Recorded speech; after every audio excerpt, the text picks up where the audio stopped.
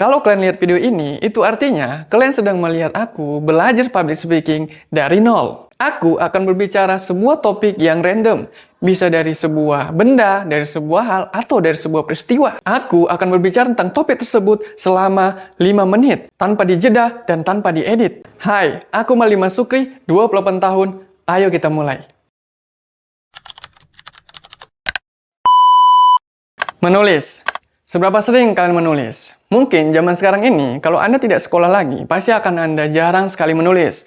Kalau Anda mungkin membuka sebuah toko atau membuat kedai, mungkin masih Anda sering akan menulis. Menulis misalnya barang-barang yang akan masuk atau menjual barang-barang, itu masih Anda sering lakukan untuk menulis.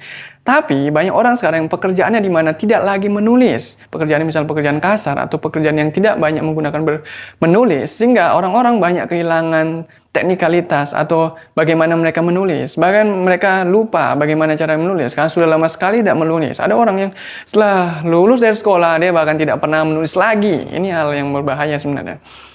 Baru-baru ini aku pelajari bahwa menulis ini merupakan suatu aktivitas yang sangat-sangat baik. Lebih baik daripada membaca. Karena di mana dengan menulis ini akan membuat semua otak-otak kita, semua pikiran-pikiran kita, daya kreativitas kita, daya imajinasi kita itu muncul dan muncrat. Ibaratnya dia keluar semuanya apa yang menjadi unek-unek kita dan dialirkan melalui tangan kita dengan cara menulis.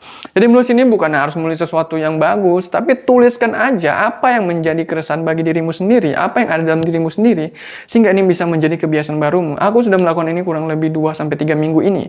Dan yang kulakukan misalnya di setiap pagi. Kenapa setiap pagi? Karena pagi itu otak itu masih fresh. Dan kita bisa meluapkan apa-apa saja tanpa rasa stres. Jadi kalau kita buat menulis di pagi hari, itu membuat mood kita di hari itu akan menjadi baik. Jadi ini bisa dilakukan ketika pagi hari. Jadi kalian boleh mencobanya setiap pagi hari mungkin sekitar 15 atau 20 menit. Sekitar 1 atau 2 halaman minimal setiap pagi. Itu akan membuat daya pikir kita menjadi lebih bagus lagi. Daya konsentrasi kita menjadi lebih bagus lagi. Dan membuat kita menjadi lebih mood booster ya bagi kita, bisa membuat hari kita itu menjadi lebih bersemangat, menjadi lebih fun dan lebih menyenangkan karena di pagi hari kita sudah merefreshing atau mengolahragakan otak kita. Kemudian, menulis ini juga membuat otak kita menjadi sehat. Dengan menulis, ini akan melatih daya pikir kita, sehingga otak itu kan sama dengan otot. Kalau tidak pernah dilatih, dia akan kaku. Jadi otak ini perlu dilatih. Cara latih bagaimana? Dengan cara membaca dan juga menulis. Dengan cara menulis umumnya, itu akan menggerakkan hampir seluruh kemampuan maksimal dari otak kita, sehingga otak itu mengalami pelebaran dan ibaratnya dia seperti olahraga, seperti exercise lah. Jadi membuat dia lebih sehat lagi dan lebih berkembang lagi. Jadi dia tidak stuck dan tidak mengalami brain rot yang mungkin akhir-akhir ini sering dibahas orang ya, tentang pembusukan otak karena kita terlalu sering mengkonsumsi hal-hal yang terlalu chip dopamin atau hal yang terlalu mudah didapatkan. Jadi cobalah melatih diri dengan cara menulis. Karena menulis ini banyak sekali manfaatnya, bisa menyehatkan kita, menyehatkan pikiran kita, dan membuat diri kita menjadi lebih semangat dan mood. Terlepas dari hasil tulisan kita itu baik atau tidak, atau bisa diekspos atau tidak, ya tidak apa-apa. Sekedar untuk dikonsumsi diri sendiri saja begitu. Kalaupun hasil tulisan kita misalnya berupa sebuah cerpen, atau cerita yang membangun, atau sebuah hal yang menarik, mungkin suatu saat nanti bisa kita jadikan suatu hal yang produktif gitu. Bisa kita jadikan sebuah buku, kita jadikan sebuah novel atau sesuatu yang memiliki nilai finansial.